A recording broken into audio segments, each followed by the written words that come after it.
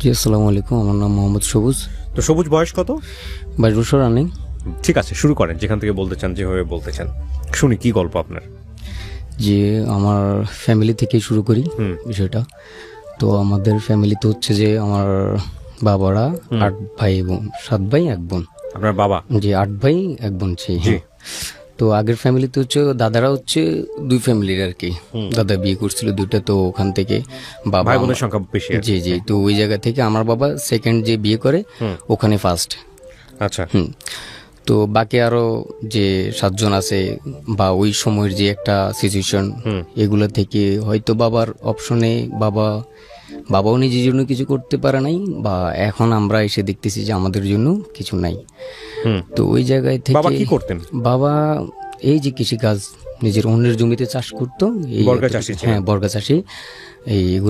এগুলোর মাধ্যমে আমাদেরকে আমরা হচ্ছে ধরেন 3 ভাই 4 বোন সবাইকে চালাই আনছে এই পর্যন্ত, আল্লাহ তাআলা তৌফিক দিছে। তো বাবার অপশন থেকে বাবার যেটা করতে পারেন সেটা আমরা বাবাকে দোষ দিই না। আসলে যেটা হচ্ছে তৌফিকে যেটা নাই সেটা নিয়ে ব্যর্থ হওয়ার কোনো কিছুই নাই। এখানে তাওয়াক্কাল তো আল্লাহ, এটা মানতে হবে।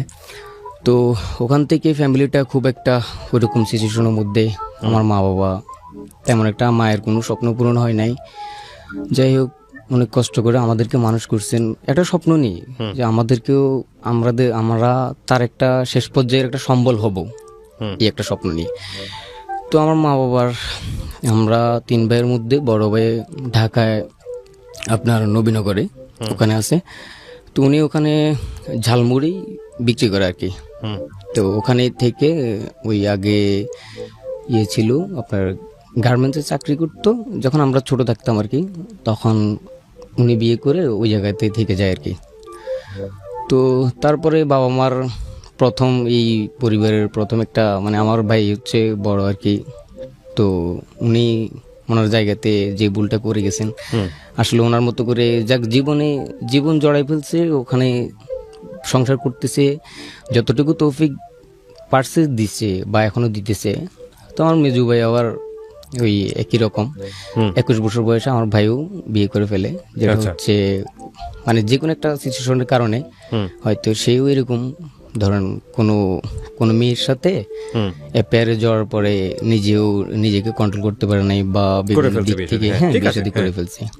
তো ওই জায়গা থেকে ফ্যামিলি যে মা বাবার যে স্বপ্ন, মা বাবা যে এত কষ্ট করে আসলো, আসলে মা বাবাকে তো মানে একটা উঁচু লেভেলে আনা যেত 3 জনের হয়তো চেষ্টাটা থাকলে।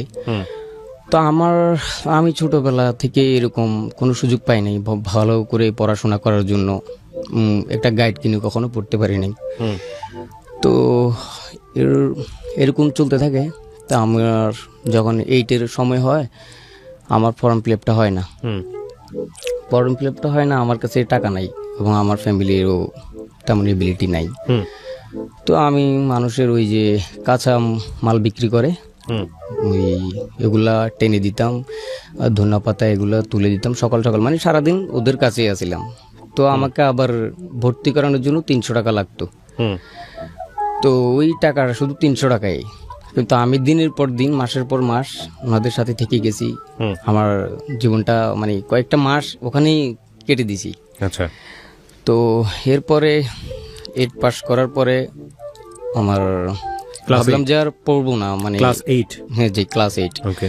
ভাবলাম যে আর হয়তো পড়ালেখা করা হবে না, যখন 300 টাকার কারণে ভর্তি হইতে পারতেছি না। সবাই লাস্টে গিয়ে ক্লাস 2-3 মাস কন্টিনিউ হয়ে আপনি গেছে। ভাই বোনদের মধ্যে কততম ছিলেন? আমি হচ্ছে সবার ছোট, একদম সবার ছোট? একদম সবার ছোট। আপনার বড় ভাইরা সবাই মিলেও আপনার এই লেখাপড়া চালাতে পারছিল না ক্লাস 8-এ? পারছিল না বলতে নাকি চায় নাই? ওনারা না চায় নাই সেটা না, যতটুকু হয়তো দেখা গেছে আমার 3000 টাকা আসছে, এটা 500 টাকা দিয়ে তো আর 3000 টাকাটা পূরণ করা সম্ভব না।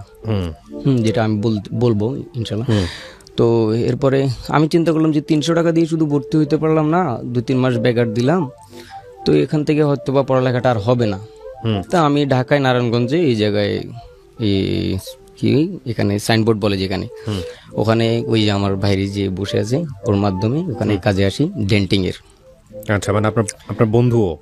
আমার যেটা তো ভাই আপন যারা, ও কি আগে থেকে কাজ করতো? ও আগে থেকে কাজ করতো আমার আগে। মানে গার্মেন্টসে কাজে আসেন? গার্মেন্টস না, ডেন্টিং, আপনার হচ্ছে গাড়ির।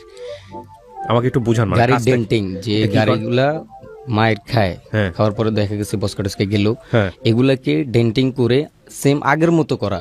আচ্ছা, এটা কি মানে এটাকে ডেন্টিং বলে? ডেন্টিং বলে, যে মানে- ডেন্টিং একটা, পেন্টিং একটা। পেন্টিংটা তো রং, আচ্ছা। ডেন্টিংটা আগে করতে হয়। ওই যে বিভিন্ন প্লাস্টার মাস্টার লাগায় দেখতে মনে হয় সাদা সাদা করে ফেলে। না না না, গাড়িটা যখন, এটা তো হচ্ছে একটা শো, হুম। যখন এটার স্পট পড়ে যায় তখন গাড়িটা কিন্তু আর দেখতে ভাল লাগে না। দামি গাড়ি কিন্তু আর ভাল লাগে না। হ্যাঁ। ওই কাজটা আবার গ্যাস দিয়ে ওই কাজটাকে আবার আগের সমান মতো করে করে ফেলে। ফেলে। হ্যাঁ, আগের মতো সেম একদম রং করার পরে বোঝা যাবে না যে এটার মধ্যে কোন একটা স্পট পড়ছে। আচ্ছা। যে ওই ডেন্টিং এর কাজটাই করতাম, বা কোনো বডি একটা পড়ে গেছে ওই মাপে সেম সেম করে বানাই দিত। আচ্ছা, তো তখন এখানে আমি- আসলেন আপনি ক্লাস 8 হ্যাঁ, ক্লাস 8 পড়াশোনা শেষ করে। তো তখন আসার পরে দেখলাম যে আসলে পরিবেশটা তেমন একটা ভালো না। তো এরপর আবার মাথায় চিন্তা ঢুকলো যে আমি অন্তত যে একটা যুগ আসতেছে, আমি তো এসএসসিটা কমপ্লিট করলে হয়তো বা নিজের একটা ইয়ে থাকবে যে আমি পরিবারের হয়তো সর্বোত্তম শিক্ষাটা অর্জন করতে পারছি, আর কেউ কিন্তু এরকম পারে নাই। তো আমি 1 মাসের মাথায় আমার মাথায় এটা ঢুকলো যে আসলে আমার পড়ালেখাটা এখনো দরকার। এত মানে আমার তো সময় আছে, হাল ছেড়ে দিচ্ছি কেন? তো আবারও সেই একই রকম নিজের কাজটার মানুষের কাজ করতাম। ধরেন রাজমিস্ত্রির কাজ আছে, তো ওই বয়স থেকেই আসলে ওর ছোটবেলা থেকেই এরকমই। ধরেন আমি 1000 পিস ইট টেনে দিতাম মাত্র 100 টাকার জন্য। 1000 পিস ইট, ওই যেটা বয়সে? প্রত্যেকটা ইটের ওয়েট হচ্ছে 2.5 কিলোর উপরে। তো আমার ওই বয়সে এই সিচুয়েশনটা গেছে। তো আমি কখনো নার্ভাস হই নাই, কারণ আমি চাইছি যে চালাই আমার চেষ্টা থাকলে আমি কোনো কিছু নিজের জন্য গড়ে তুলতে পারবো। আমার লক্ষ্য ছিল এটা। তো যাই হোক, তো এরকম করে ক্লাস 9 গেল। ক্লাস তো কোনোদিন প্রাইভেট পড়তে পারি নাই। আসলে যে হুট করে যে এসেই ক্লাস 9-এ এসে সবকিছু শিখে যাবো, এটা কিন্তু কোনো স্টুডেন্টের কাজ না। মানে শিখে গেছে এরকম কোনো কিছু না। মানে সাইটের থেকে যা লাগে, যেটা আউট নলেজ থেকে মনে করেন শিখতে পারবো, যে জিনিসটা আমি জানি না অন্য যে জানে তার কাছ থেকে গেলেই তো আমি জিনিসটা শিখতে পারবো, যেটা হচ্ছে প্রাইভেটের মাধ্যমে আমরা জিনিসটাকে বিবেচিত করি।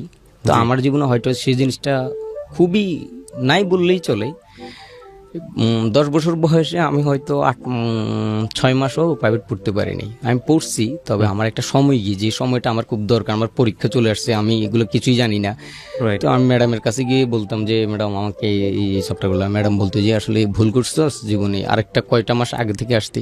কিন্তু আমার অবস্থানটা যে কোথায়, আমি যে প্রাইভেট পড়বো, হ্যাঁ ঠিক আছে, ম্যাডামরা আমাকে অনেক স্যাক্রিফাইস করছে। তো এই ক্লাস 9-এ এরপরে 9 গেল, এরপরে আসলো 10। এই 10-এ তখন আমার যখন ইয়ে হয়, ওই যেটা নির্বাচন পরীক্ষা, টেস্টটা আমি 5 বিষয়ে খরচ যাই আর কি। তো খরচ যাওয়ার পরে ওখানে খরচ মিলে 7,000 টাকা ফর্ম ফিল আপ সহ আসছে। তো ওই একবার চিন্তা করলাম, মানে পুরা হাল ছেড়েই দিছি যে আমি আর পড়ালেখা করবই না। আমার ফর্ম ফিল আপ করতে পারতেছি না, সবকিছু করে আসলাম, শেষ সম্বলটুকু হচ্ছে না, তাহলে আর করবো কি দিয়ে? চেষ্টাটা জায়গায় আর দেখলাম যে কোনো লাভ নাই। বিছানায় পরে কান্না করতেছি। আসলে আমার এই সময় এসে যে এই অবস্থা হবে এটা আশা করি নাই। তো ওই সময় আমি ফেল করছি 5 বিষয়, আমি পড়ালেখা করব, ওই জায়গাটা আমার দরকার, কিন্তু আমি আসলে কি করব? আমি ফর্ম ফিল আপ করানোর জন্য আমি কাজ করতেছি, রাজমিস্ত্রির কাজ, যেখানে গেলে আমি 3 দিন কাজ করার পরে আমি 1000 টাকা নিজে জমাইতে পারি। তো আমার একটা ভাইয়া 1000 টাকা এরকম করে 4000 টাকা দিছে। আমি ম্যাডামকে গিয়ে দিলাম 4000 টাকা। ওই 4000 টাকাতে আমার ফর্ম ফিল আপটা হয়ে যায়। আচ্ছা। তো এরপরে এসএসসি পাস করলাম। এর মধ্যেই তো জীবনের লক্ষ্যটা পল্টে গেল। এর মধ্যে আসলে আমার এই যে ধারণাগুলা, এই যে চিন্তা শক্তিগুলো, আমি পড়ালেখা করে আমার তো একটা স্বপ্ন থাকতে পারে যে কিছু একটা করব। তো ওই জায়গাটা এখান থেকে আস্তে আস্তে সরে যায়। আমি সরে গেছিলাম। কেন সরে গেছেন? কেন সরে গেছিলাম? একটা মানুষের কারণে। কি হয়েছে আসলে? হ্যাঁ, একটা মানুষ, মানে একটা মেয়ে, যখন ওদের বাড়ি হচ্ছে চিটাগঙ্গে, মোবাইলের রবি অপশনে একটা অপশন আছে চিপি। আচ্ছা। শাউট মানে সার্কেল ওখানে শুধু SMS করা যেত। আচ্ছা। তো আমিও এটা খোলার পরে আমার আইডি ছিল পক্ষী। তো ওখান থেকে একটা SMS আসলো যে আমাকে কয়েকটা নাম্বার ডিস্টার্ব করতেছে, আমাকে একটু হেল্প করেন। তো আমি ভাবলাম যে এখানে হেল্প করলে তো নিজের কোনো ক্ষতি নেই। আমি ভাবলাম যে নাম্বারগুলো দেন, আমি চিপে দিলাম যে নাম্বারটা দেন, আমি বলতেছি। তো আমাকে শিখিয়ে দেওয়া হয়েছে যে আপনি বলবেন যে আপনি আমার বয়ফ্রেন্ড, তাকে যেন আর ডিস্টার্ব না করি হুম বা ওরা না করে। তো আমি বললাম, ওরাও আর ফোন এরকম ফোন দিয়েছি, বললাম যে ভাই আমার গার্লফ্রেন্ড, আপনি আর ডিস্টার্ব করেন না, আপনি অনেক ডিস্টার্ব করতেছেন এই নাম্বারে ফোন দিয়ে। হুম তো ওনারাও আর ফোন দেয় নাই, কথাটা মানে সুন্দরভাবে বলার কারণে হয়তো বা শুনছে। হুম তো তখন থেকেই আসলে টিপি শুরু, আপনি কি আমার ফ্রেন্ড হবেন? হ্যাঁ হওয়া যায়, এখানে তো খারাপ কোনো কিছু না। হুম তাকে আমি কখনো দেখিও নাই, তার মেয়েটাকে চেনেন আপনি? চেনেন না? না, আমি তখন তো চিনি না। মেয়েটাই আপনাকে অফার করতেছে ফ্রেন্ড হওয়ার জন্য? হ্যাঁ। ওকে। তো যাই হোক, দুজনের মধ্যে বন্ডিংটা ভালো ছিল, যেহেতু আমি তাকে একটা হেল্প করলাম। তো সেম আবার একই ঘটনা কয়েকদিন পর আবারও হলো। হুম তো উনি আবার হলো বলতে মানে কি আবার ওই আবার মেয়ে নাকি ওই নতুন নাম্বার, আরেকটা? কয়েকটা নাম্বার আবার ডিস্টার্ব করতেছে। আবার নতুন করে? হ্যাঁ, নতুন করে। তো আমি তা বললাম যে আসলে এরকম বললেন না, এরকম ওনার ডিস্টার্ব, উনি তো একটা ফ্যামিলির মেয়ে। হুম তো ওর ছেলে বলতেছে যে ভাইয়া আপনি কেন নিষেধ করতেছেন, ও তো আমাদের সাথে কথা বলে, তাহলে আপনি কেন নিষেধ করতেছেন? তাহলে এই জায়গায় আমি থার্ড অপশনে একটা কথা বললেও তো আমি কি মানে হতভম্ব, যে আসলে এদিক থেকে বলতেছে কথা বলতেছে, আপনি কেন নিষেধ করতেছেন, সে বলতেছে যে কথা না বলার জন্য, নিষেধ করার জন্য। হুম তো আমি ওনাকে ফোন দিল, উনি আমাকে ফোন দেয়। হুম ফোন দেওয়ার পরে 6 মিনিট সর্বপ্রথম কথা হয়। তো আমি বললাম যে আসসালামু আলাইকুম, যে এই আপনি যাকে যে বিষয়গুলো বলছেন আমি ওদেরকে বলছি, ওরা বলতেছে নাকি আপনি কথা বলেন, তাহলে এখানে আমি নিষেধ করি কি হবে? হুম আপনি তো কথা বলতেছেন। কয় যে ভাইয়া বিশ্বাস করেন, আমি আসলে কোনো কথা বলি না, এরা আপনাকে মিথ্যা বলছে, আপনাকে মিথ্যা বলছে যে এগুলা আসলে সত্যি না। হুম তো আসলে এরপরে এরকম যাকে দেখি নাই, 6 মাস 1 বছর যাওয়ার পরে ওই অপশন থেকে আপনার সিপি আসে, যে সিপি কন্টিনিউ চলতেই থাকে। সিপি জিনিসটা কি? সিপি হচ্ছে যে সি ফোক, মানে সেটার মিনিং হচ্ছে শুধু সিপি দিয়ে, সি ফোক দিয়ে আপনি আইডি দিয়ে, মানে স্পেস দিয়ে আইডি, ওর আইডি দিলে এরপর আপনার মেসেজগুলো লিখলে ওর সোজা ওর কাছে চলে যাবে। আর যখন একটা সার্কেলের মধ্যে থাকে শুধু শাউট দেয়, তখন আপনার এই ফেসবুকে যত ফ্রেন্ড আছে, আমি একটা পোস্ট করলে সবাই দেখবে। ওকে। ওইরকম ভাবে সবাই দেখবে না, সরাসরি তার কাছেই যাবে। ওই যে মেসেঞ্জার যেটা আছে, আমি শুধু তার আইডি দিয়ে গিয়ে তাকে নক দিচ্ছি, তার সাথে এসএমএস করতেছি। তো ওইরকম থাকতো আর কি। সিপি জিনিসটা আসলে ওইরকমই, শুধু সিপি দিয়ে তার আইডি দিলে সরাসরি তার কাছে মেসেজ চলে যাবে, মানে সেই ইয়ে করতে পারবে আর কি। তো এখান থেকে একদিন হঠাৎ এরকম কথাবার্তা চলার মধ্যে হঠাৎ করে প্রপোজাল আসে ওর থেকে, যে I love you and miss you. তো আমি ভাবলাম যে হুট করে এটা কি, আপনি এগুলো কি বলতেছেন, দেখেন এগুলো কখনো সম্ভব না। মানে আমার যে জায়গাটা আমি সেটা বুঝতেছি, কারণ আমার জায়গাটা তো আর ওনাকে বোঝানো যাবে না। তো কেন সম্ভব না এই সেই এগুলো দিয়ে আসলে মানে ভুলটা কি আসলে, তখনই প্রথম যে ভুলটা আসলে নিজেও জড়াই যাওয়ার পরে এসএসসি দিলাম। এসএসসি দেওয়ার পরে হয়তো ভাবলাম যে অ্যাডমিশন নিব কলেজে। কত সালের দিকে এটা? এটা হচ্ছে যে 2016-17 বেশ। আমি তখন যে জড়ালেন মেয়েটাকে আপনি চিনতেন না, তবে শুধু না চিনেই আপনি জড়িয়ে গেছেন মানে কি? না ছেড়ে বলতে ওই যে প্রতিদিন কথা হয়তো চিপির মাধ্যমে কথা হতো। এই 1 বছর তো এরকম চলে যায়, 1 বছর 2 বছরের মতো। তো এরপরে আসলে ফোনে কথা হতো। ফোনে একদিন হুট করে বললো যে আপনি ফোন দেন, আমি বলবো যে চিপি করি। ওই যে না, আপনি আমাকে ফোন দেন। হয়তো তার বাসায় কেউ ছিল না ওই দিন, 26শে জুন 2017 সালে। তো তখন এরকম ফোন দিয়ে কথা বলতে বলতে আসলে নিজের লিমিটটা ক্রস করে ফেলি। এমনও দিন গেছে যেটা হচ্ছে যে মানে সারাদিন কথা বলার জন্যই পড়ে থাকতাম। আচ্ছা। ওই মানুষটার কখন সময় হবে, সে কখন কল দিবে। ততদিনে আপনি কি জানতে পারছেন ওর সম্পর্কে? তার সম্পর্কে যতটুকু কিছু কি জানতে পারছেন ওই সময়টাতে? না, ওই সময়টা থেকে মনে করেন আমরা যে বলি আপনার ধরেন পরিচিত মানে হতে থাকি, যে আসলে কোন সাইড দিয়ে আপনি বেশি বা এরকম চিপির মাধ্যমে আসলে ও আমার বিষয়গুলো বলি, ওনার বিষয়গুলো আসলে বলে। তো ফোনে যখন কথা হয় আমি তখন বলি যে দেখো এটা তো সম্ভব না, তোমার ফ্যামিলিও কখনো মেনে নিবে না, এটা কোনোদিনও সম্ভবই না। তো বলে যে সম্ভব না কেন সম্ভব না, মানে যে তুমি কি আমাকে বিয়ে করবে না? তখন থেকে তো আমি বললাম যে হ্যাঁ করা যায়, তবে এটা তো ফ্যামিলি দিবে না। তো সে বলে যে ফ্যামিলি না দিলে কি হয়েছে, আমি তো আছি, মানে আমি গেলে কি তুমি বিয়ে করবে না? তো তখন কি আর কোনো অ্যান্সার না হয়ে থাকে, হুম। তখন হ্যাঁ বলেই এরকম চলে। এগুলো কয়দিনের মাথায় এরকম? এগুলা কয়দিন, 2 বছরের পর আর কি। আচ্ছা, তো 2 বছরে এই যে 2 বছর চিপি করে, চিপিতে পয়েন্ট 2 লাগে বছরে দেখছেন আপনি এর মধ্যে ওকে? না, আমি তাকে দেখিনি। 2 বছর না দেখি এগুলো চলতেছে? হ্যাঁ, 2 বছর না দেখি।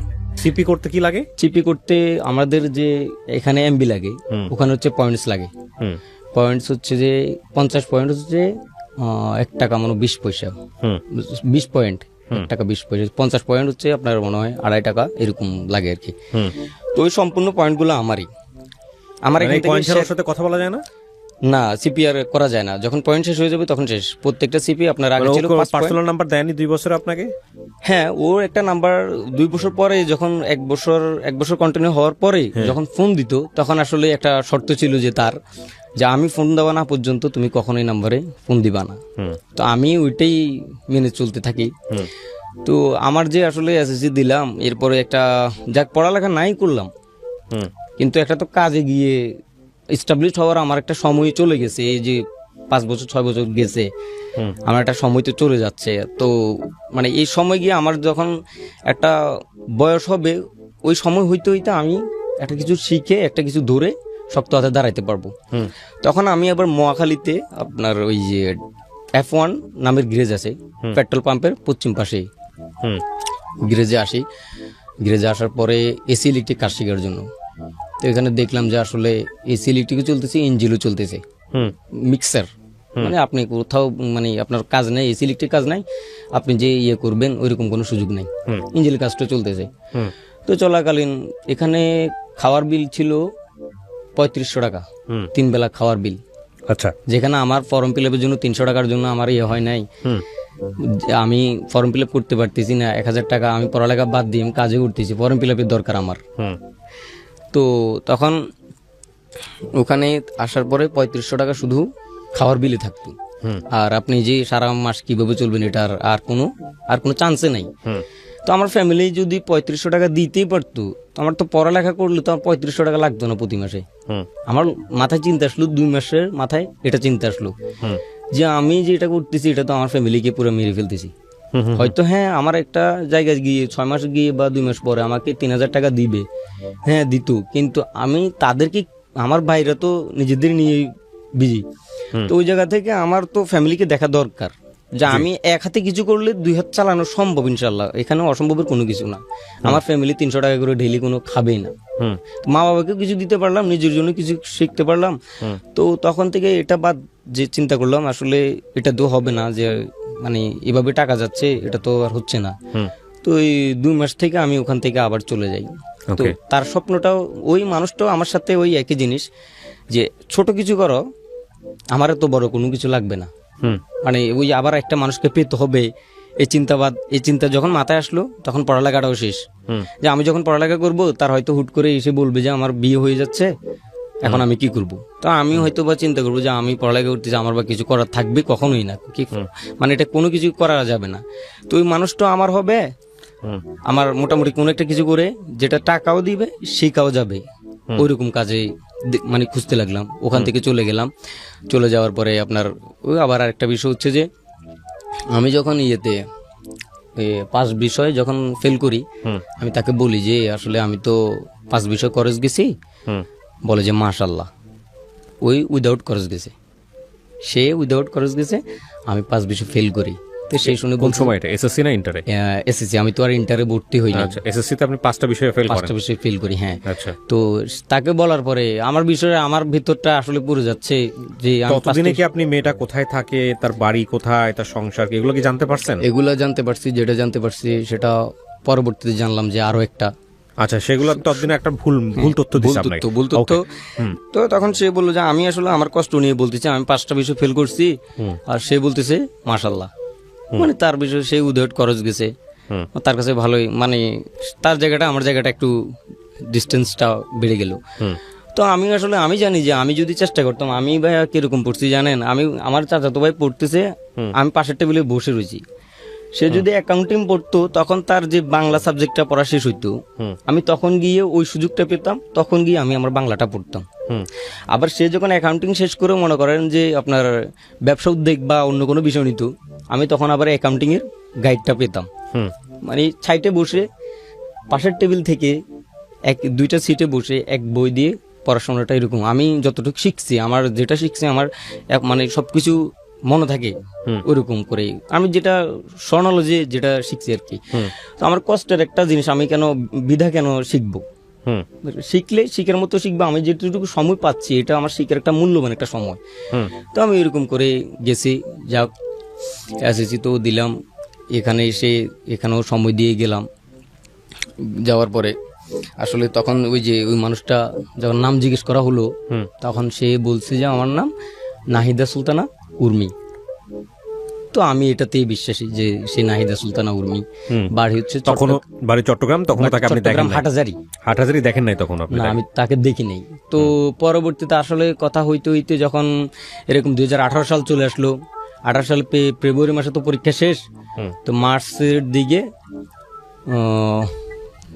দিকে মে মাসে মনে হয় 15ই মার্চ প্রথম দেখা হয় আর কি। আমি তাকে বলি নাই যে আসলে আমি তোমাকে এখানে আসতেছি।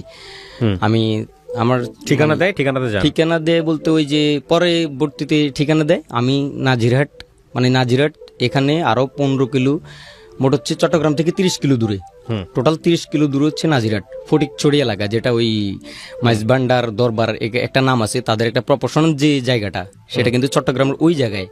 তো বলে যে আমাদের বাড়ি হচ্ছে যে মাইজভান্ডারের পাশেই। তো আমি তাকে না বলে আমি এখন সুযোগ পাইছি, মানে চিটাগং আসলাম। আসার পর আমার মাকে বললাম যে আসলে আমার মা জানতো, আবার আমার মা জানতো, আমার এখন আস্তে আস্তে সবাই জানতো, একদম সবাই দেখতো আমার ক্রেজি। ওই একতরফা একটা মানুষের প্রতি একতরফা। আসলে কি আমি সত্য যেন একতরফা না ভুল যেন একতরফা, সেটা আসলে এখন আজকে হয়তো বললে সবাই বুঝতে পারবে। তো আমার মাকে বলে আমার মা বললো যে দেখ, আমি বললাম যে দেখেন মা কিরকম মেয়ে চান? যে বললো যে সব দিকে ঠিকঠাক, নামাজ কালাম পড়বো, খাইবো, এখানেই শেষ। আর তো আমাদের কোনো তোর ছোট বোন নাই যে এসে কদিন জ্বালাবে বা কদিন থাকবে, এটাকে বিয়ে দিতে হবে এরকম তোর ধরাবান্ধি কোনো কিছু নাই। তো আসলে তখন আমি যাই তার জন্য একটা ফাজালে আমল, যেটা হচ্ছে যে জানেন কি না, ওই যে মানে সবচেয়ে একটা বড় আর কি কিতাব।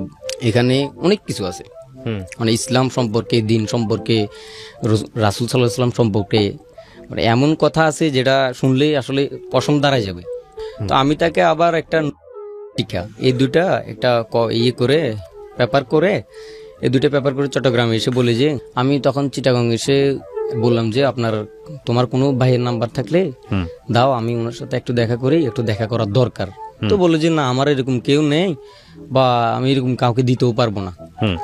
তো ভালো কথা, এই সময় 2 বছর পার হয়ে গেল, একটা মানুষকে দেখলাম না, জানলাম, মানে সরাসরি কখনো দেখা হয় নাই মানুষটা আসলে কিরকম। ভালোবাসি, এমনিতেই প্রচন্ড ভালোবাসি, তবে দেখা হয় নাই। তো আসে না এরকম তো ভালোবাসা অহরহ আছে।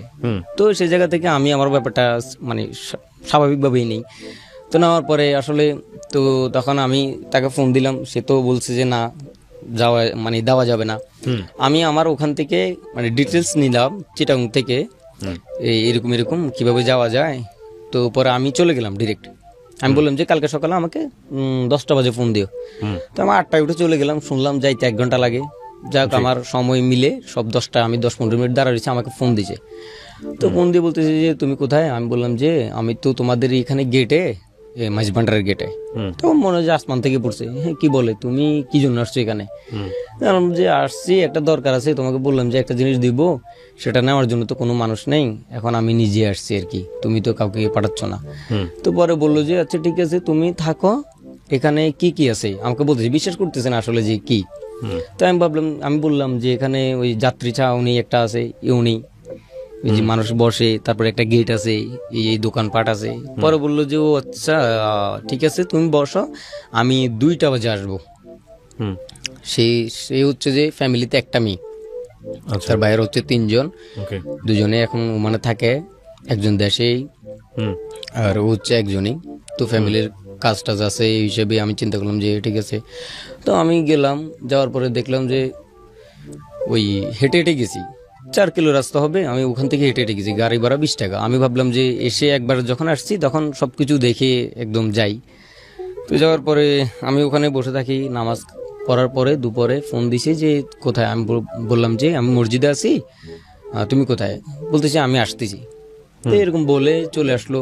হুট করে বলে যে আমি একটা রেস্টুরেন্টের সামনে দাঁড়াই, পরে বলো যে তুমি কই? আমি হেডফোন কানে দেওয়া, আমার একটা ছোট মোবাইল ছিল যেটা নোকিয়া, ওই নোকিয়ার মধ্যে ছোট একগুলা মোবাইল আছে এগুলা। তো তারা আম্মুর মোবাইল নিয়ে আসে। আসার পরে দেখলাম যে দুজন আসছে, একটা মেয়ের নাম হচ্ছে আনিকা, পরবর্তীতে জানতে পারলাম আর কি আসলে। তো দুজনের মুখোশ মানে চোখগুলো দেখা যাইতেছে, আসলে আর কোনো কিছু না। তো আমাকে এসে বলতে আসসালামু আলাইকুম, কেমন আছেন? হ্যাঁ। তো তখন আবার কথাবার্তা হয় আর কি, যে কি জন্য আসছেন আমাকে দেখতে? হ্যাঁ, দেখতে তো পারবেন না। তো আমি বললাম যে দেখেন এরকম কোনো কিছু না, আসলে এমনি আসছি এগুলো দেওয়ার জন্য। তো এগুলো কি? বাসা নিয়ে দেখলো যে আসলে এগুলা, তো এখানেই দেখাটা এখানেই শেষ। এই প্রথম দেখলেন আপনি এই তাকে? প্রথম দেখলাম। তখন আমি যখন দেখতে যাই, আমি আল্লাহ তাআলার কাছে একটা দোয়া করি যে আল্লাহ, আমি যাকে ভালো না দেখে ভালোবাসি ফেলছি, সে তার যদি একটা হাত না থাকে বা একটা পা না থাকে বা কোনো সমস্যা হয়, আমার ভিতরে যেন কোনো রকমের উল্টা কোনো চিন্তা না আসে, আমি যেন তাকে ভালোবেসে যেতে পারি। কারণ এখানে একটা তার ভিতরে একটা ভুল জন্ম নিবে এবং মনে করেন যে আমার বিশ্বাসটাও মানে বিশ্বাস জিনিসটা হারাই ফেলবে, যে আসলে দেখার পরে মানুষ সুন্দর না হলে মানুষ চলে যায়, এরকম বহুত গল্প আছে। তো আমি বললাম যে আল্লাহ এরকম কোনো কিছু দিও না, আমি তার যদি একটা পাওনা থাকে, আমি যেরকম করে ভালোবাসি আরো ভালোবাসার মতো আমাকে তৌফিক দিয়ে দিও। তো আমি আবার বাসে উঠে চিন্তিত করে গেছি, বাসে করে আসতেছি। আসার পথে ফোন দিল যে আসলে তোমাকে আমি আজকে থেকে আরো অনেক বেশি ভালোবাসি। ওই মানুষটাই বলে। তো পরবর্তীতে আবার সেই মনে করেন এই যে আমার যে চিন্তাগুলো ঢুকে গেল, যে আসলে মায়া জালে জড়াই গেলাম।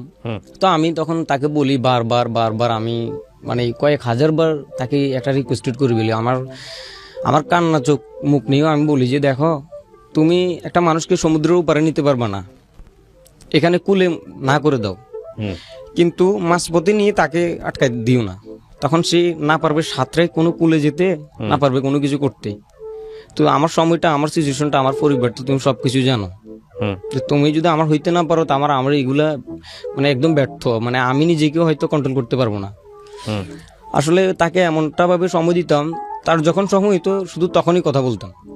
আমি নিজে কখনো আজও ওই যখন বলছে যে আমি না কল দিলে এই নাম্বারে আর কল দিও না, আজও আমি এই কল দিই নেই, মানে তার কথা কমিটমেন্ট গুলো রাখছি।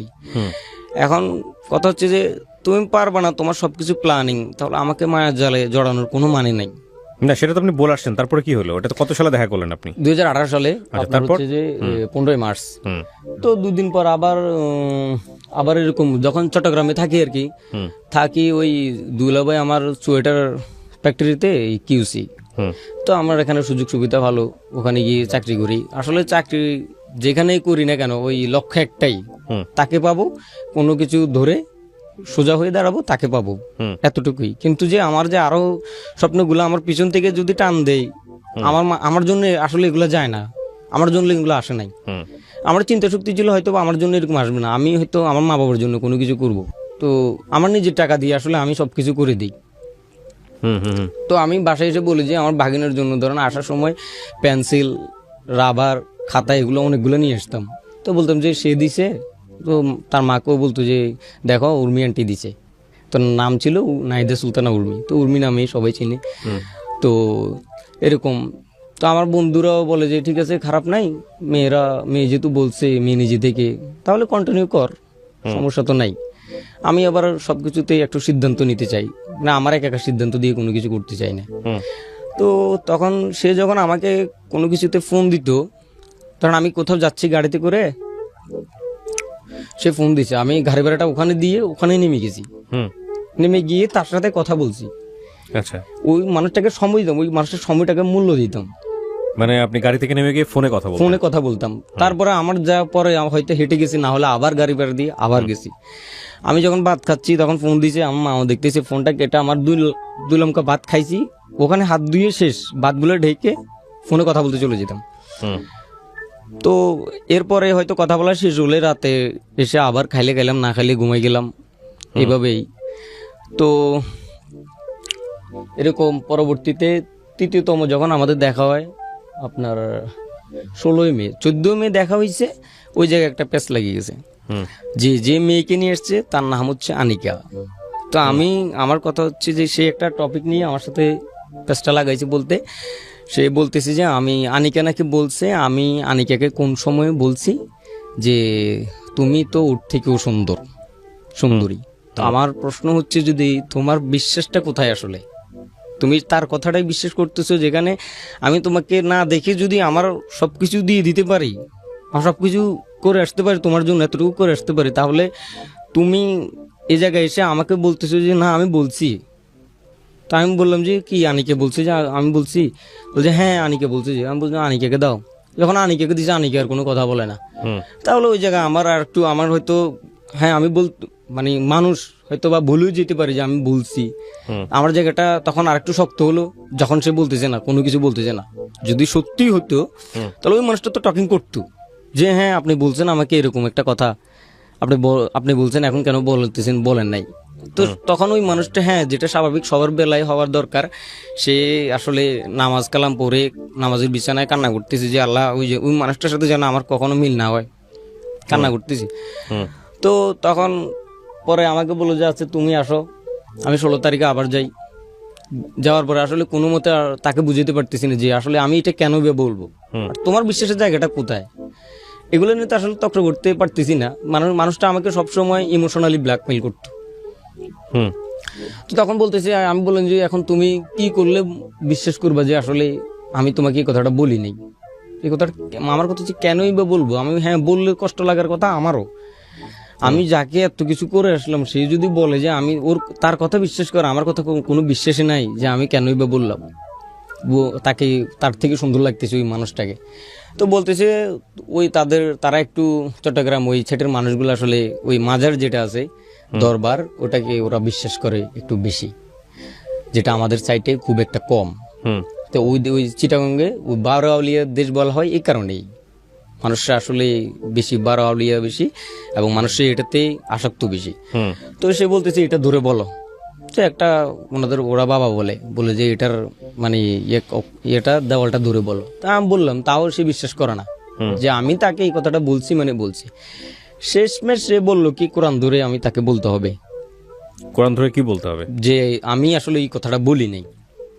তো আমার কথা হচ্ছে যে আমি যদি কোনো মতে বুঝতে পারতেছি না, এটা আমার কোনো ব্যর্থতা না। আর ব্যর্থতা হবে তখন যখন আমি হয়তো বা এখন না ধরে চলে যাব, আমার সত্যটা নিয়ে যখন আমি না ধরে চলে যাব, তখন সেই মনে করবো যে আসলে ঠিক আছে, এখন কোরআনের কথা বলছি, সে এখন ধরতেছে না, এখন চলে গেছে। আমার কথা আমি তো অনেস্ট আছি, আমি তো এটা বলি নেই, তাহলে আমি ধরলে তো আমার কোনো সমস্যা নেই। আমার জায়গাটা এটাই দাঁড়াই গেল। পরে আমি ওখানে গিয়ে একটা ছিল তাদের দরগাতে ঢুকে আমি বললাম যে আচ্ছা ঠিক আছে, দেখো কোরআন নিছি, আমি বলছি যে আমি আনিকাকে এই ধরনের কোনো কথা বলি নাই। তখন আমার কথা হচ্ছে যে আমি বলবো আর এখান থেকে চলে যাব, তার সাথে হয়তো বা কোনোদিন আর কোনো কথা হবে না, কারণ বিশ্বাসের জায়গাটা তো এখানেই শেষ। যে আমাকে যেটার পিছনে গোটা দুনিয়া সৃষ্টি, সেই গ্রন্থটাকে সে আমাকে ধরাই মানে বলতেই হয়েছে আমাকে, যে আমি তাকে এই কথাটা বলি নেই, সেটা আমাকে বলতে হয়েছে। তো এটা কোনো সাধারণ মানুষ করবে কিনা আমি জানি না, মানে এই চিন্তা থেকে যে করবে আমি জানি না। সেটা আসলে আমার ভুলগুলো আমি ধাক্কা খাওয়ার পরও আমি আবার অপেক্ষা করতেছি। তো তখন আমাকে ধরে বলছে না কোথায় যাচ্ছ, ঠিক আছে তুমি বলো না, এখন এসে বিশ্বাস করতেছে। তো এখন এসে আমাকে ধরে বলতেছে আচ্ছা ঠিক আছে যাও, তুমি আমার রাগ করতেছো কেন, এই সেই মানে ইমোশনাল ব্ল্যাকমেইল করতো আসলে। পরে এরকম কথা বলতে তো সমস্যা, আম্মুর ফোন, তো পরে আমাকে বললো যে আমার তো এরকম সমস্যা, এখন আমি কি করব। তখন আমার কাছে একটা ফোন ছিল যেটা নোকিয়া, সেটা শুধু হেডফোন দিয়ে কথা বলা যেত, মানে এমনি স্পিকার নাই। তো একটা হেডফোন একটা মোবাইল আমি তাকে দিয়ে একটা সিম দিয়ে আমি চলে আসি। তো সিম এটা হারাই ফেলে, সিম এটা যাইতে হারাই ফেলে কোন দিকে, মোবাইল এটা নেয়, এটা দিয়ে কথা বলার পরে ধরেন আমার তো আর আসলে আমার স্বপ্নগুলো তো ওই যে এদিকেই টেনে নিয়ে আসছি, দুটা জিনিস একসাথে হয়ে গেল, আমি তাকেও চাই, নিজে কিছু করবো এটাও চাই। আসলে যে আমার ব্যাকগ্রাউন্ডের যে অবস্থা সেটার দিকে একবারও তাকাই নাই, আমি এতটাই স্বার্থপর হয়ে গেছি। তখন যখন আমি আজকে এখানে আসছি, আমার কোন জায়গাটায় ক্ষতি হচ্ছে সেটা আমি একমাত্র বলতে পারি। হুম আমাদের সিচুয়েশনগুলো এরকম, ধরেন ভাইয়া হাত দিয়ে বাদ দিয়ে এরকম, মানে এর থেকে বেশি কিছু না। হুম আমরা ফ্যামিলিটা চলতেছে আল্লাহর রহমতে এরকম করে। তো আমার বাবা মা লোন করে ঘর টর করলো, এগুলো লোন আছে, তো তারা একটা সময় এখন এসে গেছে যে কাজটা হয়তো করতে পারতেছে না। হুম। তা আমরা সুস্থ সম্বল, হাতে পায়ে সবকিছুতে রক্ত মাংস গড়া মানুষ, তাহলে আমি আমার জায়গাটা আমার বাপের এই দেনাগুলা পরিশোধ করার জন্য আমি একটা লক্ষ্য নিলাম যে আমি আমার বাপের দেনাগুলা পরিশোধ করে দিই। হুম তো ইনশাল্লাহ এই বছরে সবকিছু শেষ হয়ে যাবে ইনশাল্লাহ। আরো 15-16টার মতো আছে। তো তারপরে ওই জায়গা থেকে হয়তো আমার তাদের জন্য শুধু যে লোন টানবো এটা কিন্তু না, লোন হলে বাজার কই, বাদ বাকি আদার্স আরগুলো কই। তো ওই টাকাটা আমি আসলে নিজের জন্য কখনো কোনো কিছু করতেই পারি নাই, হুম করতে পারি নাই। ওই মানুষটার পিছনে সবকিছু বিসর্জন দিতে লাগলাম। না, আমার ফোন, আমার সম্পূর্ণ টাকার যতক্ষণ কথা বলি সম্পূর্ণ এগুলো আমার, যে সে যে সার্কেল চালায় সেই জিনিসটা আমার টাকার কেনা পয়েন্ট। হুম তার সাথে যে কথা বলি সেই মিনিটটাও আমার, টাকাটাও আমার, ফোনটাও আমার, সিমটাও আমার। তো এরকম আমাদের সম্পর্কটা আসলে 3 বছরের মতো ঠিকঠাক। হুম তার শর্ত আছে যে সে আমাকে চায়, আমার শর্ত আমি তাকে চাই। হুম কিন্তু জীবন ব্যবস্থাতে যেটা যে লাগবে, আমার যে একটা ক্যারিয়ার লাগবে, হুম আমার জায়গা থেকে আমার সময় ছিল, আমি সময়গুলোকে এদিকে ফাস্ট করে দিই। হুম আমার ক্যারিয়ারটা পুরো হ্যাম্পার। ওই মানুষটা আসলে যখন নক দিত তাকে তখনই সাড়া দিতাম। আমার কি চাকরি আছে না নাই আমি এটা চিন্তা করতাম না। আমি যখন আমার দুলাভাইয়ের এখানে চাকরি করি, ফোন আসা মারতো আমি টয়লেটে, হুম মানে টয়লেটে ঢুকে কথা বলতেন? হ্যাঁ 3-4 মিনিট কথা বলে রেখে দিতাম, পরে বাসায় গিয়ে কথা বলতাম, কিন্তু তৎক্ষণাৎ তাকে সাড়া দিতাম। তার ফোন সর্বোচ্চ আমার ফোনে 2 সেকেন্ড বাজতো, এবং আপনি আমার ফোনে সর্বোচ্চ 2 সেকেন্ড বাজতো। মানে সারাদিন শুধু ফোন নিয়ে দেখতেন যে কখন ফোন দেয়? কখন ফোন দেয়, আর আপনি দিতেন ফোনটা না কখনো? আমার এখানে রিং হতো শুধু 2 সেকেন্ড, সাথে সাথে কেটে সাথে সাথে কল ব্যাক। আপনি ধরতেন না কখনো? মানে আপনি দিতেন না কখনো? আমি দিতাম না, মানে সে ফোন শুধু- আপনি কি আপনি নিজে থেকে ফোন দিতেন নাকি সে দিলে না না, তারপরে সে দিলেই সাথে সাথে রিং হতো 2 সেকেন্ড সর্বোচ্চ। হুম তো আমি সাথে সাথে কেটে আবার সাথে সাথে ব্যাক, তখন ব্যাক করে কথা বলতাম নিজের এগুলো দিয়ে। হুম হুম হ্যাঁ ভাইয়া, তো এখানে সম্পূর্ণ সময় তার পিছনে ব্যয় করে ফেলি। আসলে যে আমার যে এতগুলো বছর যাচ্ছে, সময় চলে যাচ্ছে, নিজের জন্য কিছু করতে পারছি না, এটা কখনোই চিন্তা করিনি। হুম তো চিন্তা না করে তার পিছনে সবকিছু দিতে থাকি। আসলে দেওয়ার পরে আমি আমার তো এখন সম্পূর্ণ ইয়েটা হচ্ছে আপনার ওই ফোনটা নষ্ট হয়ে যায়, কথা বলতে পারে না। তো তখন আমি আবার একটা নোকিয়া মোবাইল আরেকটা নেই, এটা বড়, একটু উঠতে এটার থেকে একটু বড়।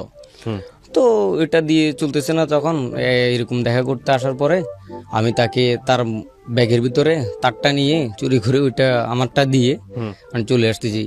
তো পরে বুঝে ফেলছে যে আসলে তুমি এটা কি করতেছো। মানে ওর মোবাইল চুরি করতে চাচ্ছিলেন আপনি? মানে আমি ওর নষ্টটা নিয়ে আমার ভালোটা ওর ব্যাগে ঢুকে দিয়ে, মানে চেনটা মারার সময় খেয়াল করছে যে আসলে তুমি ব্যাগে কি করছো।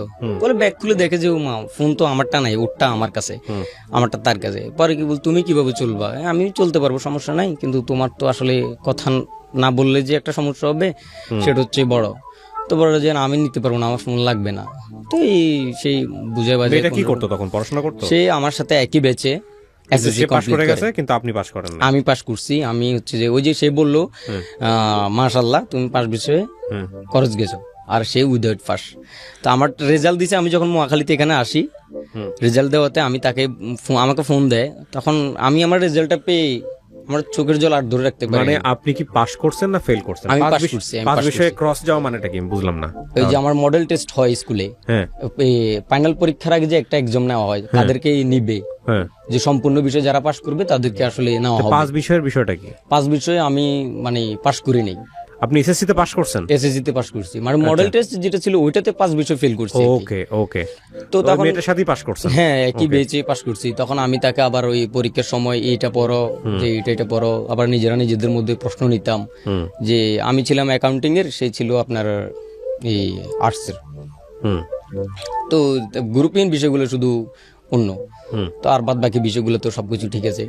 তো আমার যখন এখানে এই যে মহাখালীতে আসার পরে আমার রেজাল্টটা দিল, তখন আমার কাছে আমার যে এতগুলো কষ্ট করে আমি পড়ালেখাটা কিছুটা হয়তো করে আসার পরে আমি পাসটা করছি, আমার যখন রেজাল্টটা আসছে, আমি তখন আমার মাকে সর্বপ্রথম ফোন দিই যে মা আমি পাস করছি, মা আমি পাস করছি আপনার 3.67। সে পাস করছে 3.61। হুম তো যে তার যে নাম, এটা সে আমাকে আজও বলে নাই যে আমার নাম আসলে জেনুইন নামটা এটা।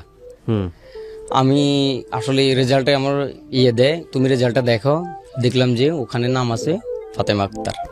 হুম তো কার দিছে সেটা সে জানে। আমাকে বলছে আমার বান্ধবীর রেজাল্টটা দেখো। আমি রেজাল্টটা দেখে তাকে SMS করে আবার পাঠাইছি। সে বলছে যে সে আবার পাস করছে কোন পয়েন্টে, 3.61। আমি যেটা রেজাল্ট দেখলাম সেটা 3.61। হুম শুধু হচ্ছে নামটা আমি জানি যে সে নাহিদা সুলতানা উর্মি, হুম এখানে হচ্ছে যে ফাতেমা আক্তার।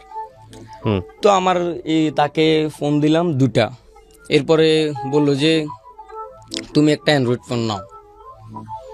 আসলে মানে তখন তো বাটাম দিয়ে চলতেছে, অ্যান্ড্রয়েড ফোন নিলে এমবি নিলে আমাদের টাকা কম খরচ হবে, টাকা কম যাবে।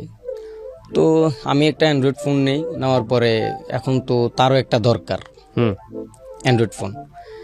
তা আমার যেটা ইনকাম ছিল সেটা দিয়ে কোনো মতে ওই যে লোনগুলোই শুধু সাপ্তাহিক যে একটা পুরো সপ্তাহ কাজ করলে পুরো সপ্তাহে একদিনে একটা লোন দেওয়া যেত। হুম অন্য কিছু করার আমার ওই শুক্রবার যে সময়টুকু থাকতো আমি মানুষের কাজ করতাম, প্লাস মানে যত কাজ আছে আমি এখনো ইনশাল্লাহ বলতে পারি যে কোনো কিছু করি নেই। হুম সব কিছু হ্যাঁ করেই আমার টাকার দরকার, তবে অবৈধ পথে না। বৈধ পথে আমি খেটে যাব, যেটাই কাজ যেটাই হোক আমার টাকার দরকার। হুম আমার লক্ষ্য ছিল এটা যে আমার টাকার দরকার, যে আমাকে কাজ যেটাই দেন। তো মানুষের এগুলো করে মানে টাকা পয়সা পাইতাম। আর ওই শীতের সময় ছিল তো, হুম ধরেন কাজে যাওয়ার আগে আগে ফজরের সময় উঠে, যেখানে মানুষ বিলে কখনো যেত না, হুম এত ঠান্ডার ভিতরে ওই তখন থেকে 8টা পর্যন্ত ধান কেটে ফেলতাম। হুম এরপরে গিয়ে রাজমিস্ত্রির কাজ করতাম, আবার সন্ধ্যায় কাজ শেষে এগুলো আবার মানে বিল থেকে নিয়ে আসতাম। হুম টাকাটার সময় চলে আসছে এই জায়গায় যে প্লাস একটা কিছু করার কারণে প্লাস কিছু করতে পারতেছি। তো তাকে একটা অ্যান্ড্রয়েড ফোন কিনে দিই। অ্যান্ড্রয়েড ফোন কিনে দেওয়ার পরে আপনার অ্যান্ড্রয়েড জগৎটা আমি নিজে তাকে দেখাইছি, চিনাইছি। হুম তো দেখানোর পরে এই যে অ্যান্ড্রয়েড ফোনে আসার পরেই পরিবর্তনগুলো শুরু, হুম যে আমি যে এত ক্রেজি, এতটা একতরফা। আসলে মানুষ যদি তার বলতো যে এই মেয়েটা বা এই সমস্যা দেখতে একরকম, আমি তখন ওই মানুষের কথা বাদ, তার কথাই শুনতাম না শেষ। হুম আর আমি চাইতাম সবসময় আমার নিজের মা বাবাকেও বলে আসতাম ফলস, যেটা আমি দিচ্ছি হুম সিমটাও আমার। তো সর্বপ্রথম ব্লকে যে মানুষটা থাকে সেটা আমি। হুম তার কেন? তার পরিবর্তন, সে এখন প্রতিনিয়ত বিজি, হুম প্রতিনিয়ত সে বিজি। আমি ফোন দিচ্ছি সে বিজি। হুম ওই আমি 2টা ফোন দিচ্ছি, আমাকে ব্লক করে দেওয়া হয়েছে। কেন ব্লক হুট করে করছে? নিশ্চয়ই কারণ আছে। হ্যাঁ, সে হচ্ছে কথা বলতেছে ওই যে আঙ্কেলের সাথে, ওই ভাইয়ের সাথে, এই। কিন্তু আসল ব্যাপারটা কি সেটা তো আমি দেখতেছি। আসলে ধরেন তার মোবাইলে কোনো সমস্যা হচ্ছে, আপনি সেগুলো নিয়ে চিল্লাচিল্লি করতেন, রাগারাগি না না না, কোনো রকম এমনি এমনি আপনাকে ব্লক করে দিল? এটা হাস্যকর কথা বললে তো কেউ বিশ্বাস করবে না। না। শোনেন আমি বলি, তো আমাকে ব্লক করে দিত, আমি পরবর্তী আবার কল দিত, আবার কথা হইতো। হুম যে আমি চুপ থেকে, আমি চাইছি আমি চুপ থেকে সবকিছু বুঝে নেই, হুম এবং আমি কোনো চিল্লাচিল্লি না করে, তুমি একদিন ঠিক এটা বুঝবা যে তুমি ফলস ছিলা, আমি রাইট ছিলাম। হুম এটা তুমি একদিন আমাকে বলবা, সময়ের জন্য অপেক্ষা করি।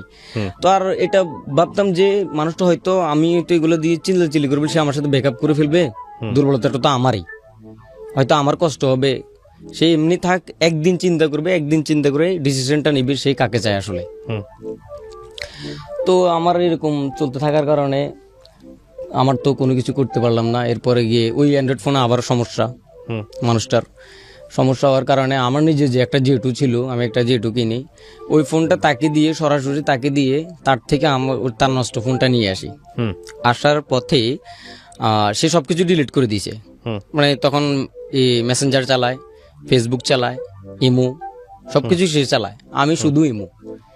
হুম আমাকে দিত, আমি দেখতাম ওই তার ফোনে কোনো সমস্যা হলে একটা স্ক্রিনশট দিত যে ফোনের এই সমস্যাটা, কিন্তু ফোনের উপরে যে একটা আমি খেয়াল করতাম নোটিফিকেশনের এরিয়া যে আছে, সেখানে মেসেঞ্জারের মেসেজগুলো ভর্তি। আচ্ছা। কেউ কেউ মানে ইমুতে ভর্তি, ফেসবুকে তো নোটিফিকেশন আছেই। তো আমার এই জায়গা থেকে একটু মানে আমার উচিত ছিল যে তখন আমার মানসিকতাটা একটু পরিবর্তন করার, হুম যে আমি কার জন্য করতেছি। তারপরে আমি তাকে আমার ফোনটা দিয়ে আসি, তার নষ্ট ফোনটা এনে যখন বাসে অন করলাম, তখন দেখি যে একটা ছেলের সাথে খুব একটা গভীর সম্পর্ক হুম ওই মানুষটার। মানে চ্যাটগুলা ওই যে একটু আইডিতে ঢুকার পরে দেখি যে আসলে এই জিনিসটা তারা একজন একজনকে কলিজা বলে ডাকতেছে, জান বলে ডাকতেছে। হুম তাহলে আমি কি, আমি এই জায়গাটা তখন আমি বাসে বসা ছিলাম ভাইয়া, মানে পারিনি যে কোথাও চলে যাইতে, হুম যে আমার ফোন আমার সব কিছু আমি দেখতেছি এটা কি। হুম তো এখান থেকে চলে আসার পরে আমি এগুলো আমার কাছে জমাই রাখি, যে আমার সময় সুযোগ করে আমি তোমাকে একদিন বলবো, একদিন সব দিব। হুম এই জায়গা থেকে তাকে যে J2 একটা দেই, আমি J5 একটা নেই, 4300 টাকা ফোনের দাম ছিল। আমার ইনকামটা ছিল শুধু বাবার লোনটা দেওয়ার, 4300 টাকা, এটা প্লাস একটা আলাদা একটা বিষয় যে আমার কি করে যে এটা উপার্জন করতে হয়েছে, আমার ঘাম আমার কোথায় গেছে আমি বুঝতে পারি যে আমার কত কষ্টের এইটা। হ্যাঁ, কি হয়েছে তারপরে? হ্যাঁ। তারপরে আমার গ্র্যান্ড প্রাইম দিয়ে এর সাথে এগুলো দিয়ে আবার সে তো তার মতো করে প্রতিনিয়ত চালাই যাইতেছে, আমি এগুলো দেখতেছি। আমার সাথে কথা হইতো, ধরেন বলতো যে আমি ঘুমাই যাব, তো ঠিক আছে ঘুমাই গেলে খারাপ লাগলে এখানে তো কোনো সমস্যা না, ঘুমাই যাও। কিন্তু আমি অনলাইন থেকে বের হয়ে গেছি, সে অনলাইনে আপনার 3টা পর্যন্ত কথা বলতেছে। আমি আবার ওই সকাল সকাল সেই ঘুম থেকে ওঠার আগে আমি ডাটা চালু করে দেখতাম যে সে আসলে কতক্ষণে ঘুমাইছে, কোন সময়টাতে সে ঘুমাইছে। তো দেখি 2টা 3টা পর্যন্ত। আসলে কখনো জিজ্ঞাসা করিনি যে তুমি এগুলো কি করতেছো বা কি করছো। ও বলে যে ও যদি এরকম রকমের কোনো কথা হতো বলতো আমার ডাটা অন ছিল, হয়তো কেউ দিচ্ছে যে সোজাসুজি আমাকে ওখানে নিয়ে গেছে, এই জন্য লাটছেন এরকম দেখাইছে। তো এরকম আমি তাকে তার জামা কাপড় বা তার যেটা পছন্দের এগুলো আমি কিনে দিতাম। মানে আমার কাছে একটা কাপড় ভালো লাগছে, আমি এটা নিয়ে টেইলার থেকে তাকে না দেখাই আমি ছবিটা দেখাইতাম, ভাইয়া এই মানুষটা এর জন্য জামা কিরকম ছিলানো যায়।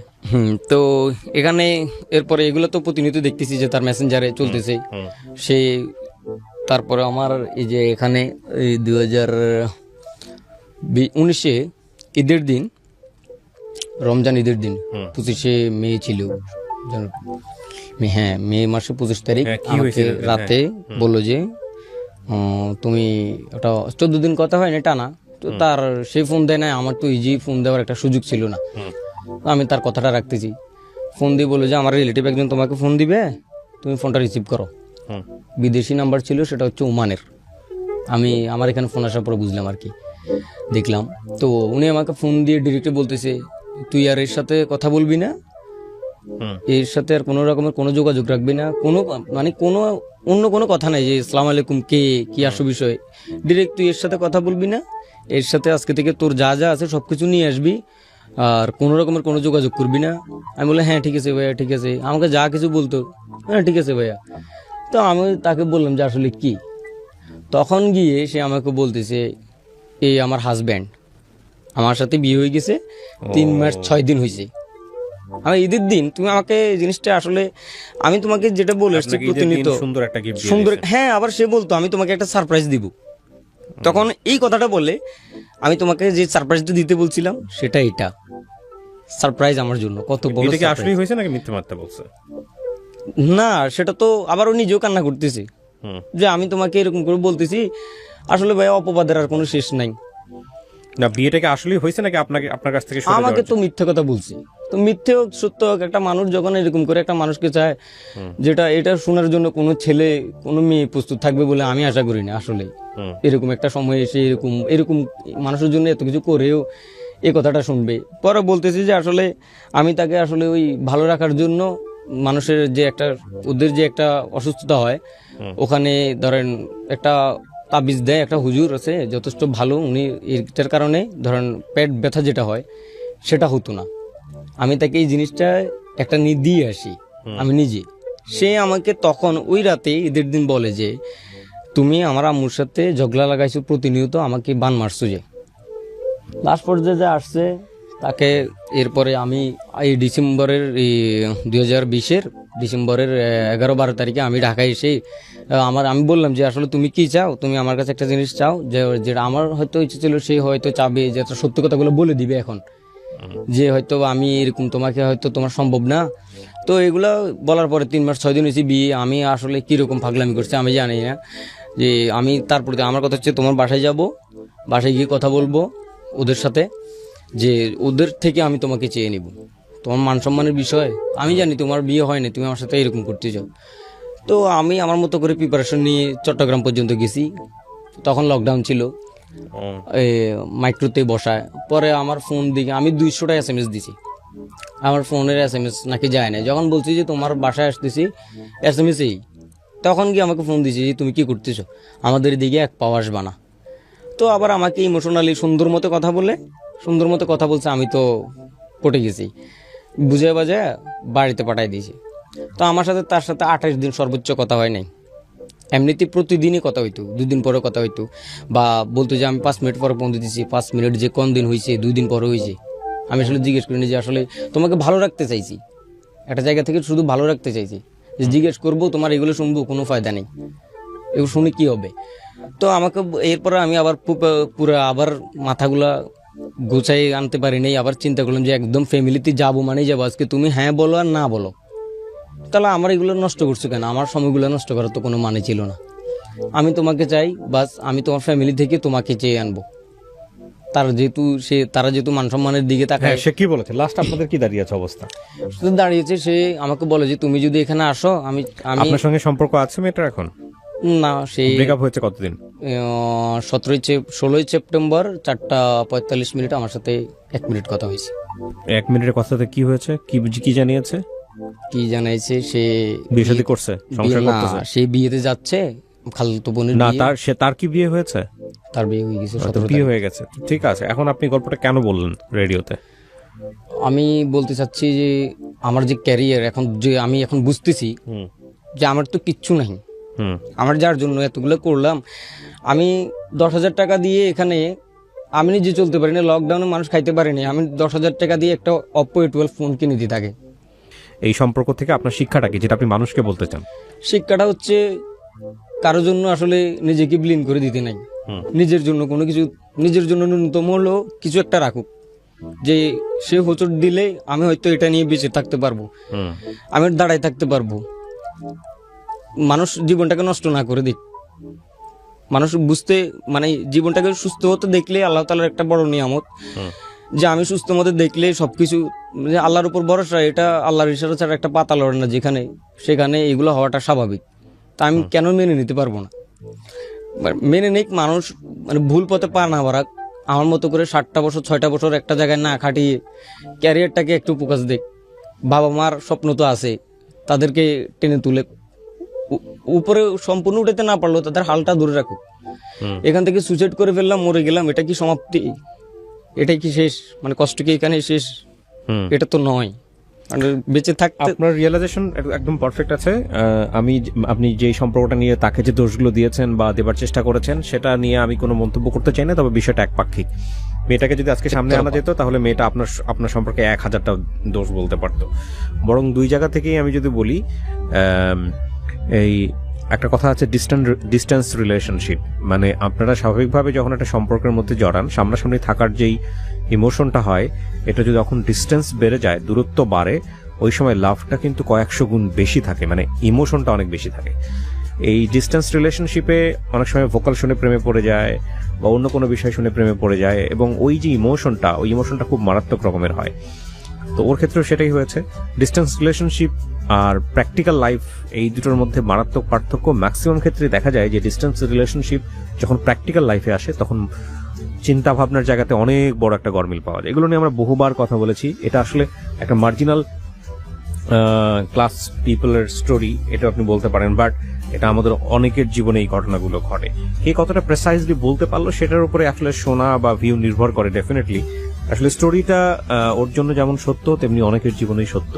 তো সেই জায়গা থেকে আমার মনে হয় যে লাস্টে যে কথাটাও বলেছে সেটা খুব ইম্পর্টেন্ট। সেটা হচ্ছে, কাউকে আসলে নিজেকে এমনভাবে সমর্পণ করা উচিত না যাতে করে সে সরে গেলে তুমি ঠাস করে মাটিতে পড়ে যাও। মানে অ্যাটলিস্ট নিজেকে ভালোবাসো, এবং কোনো কিছুই আসলে জীবনের জন্য ধ্রুব না, আনটিল আনলেস নিজেকে নিজে ধ্রুব মনে করা ছাড়া। মানে নিজেকে নিজে সার্ভাইভ করতে হবে ফার্স্ট অফ অল। কোনো কিছুর জন্যে ওই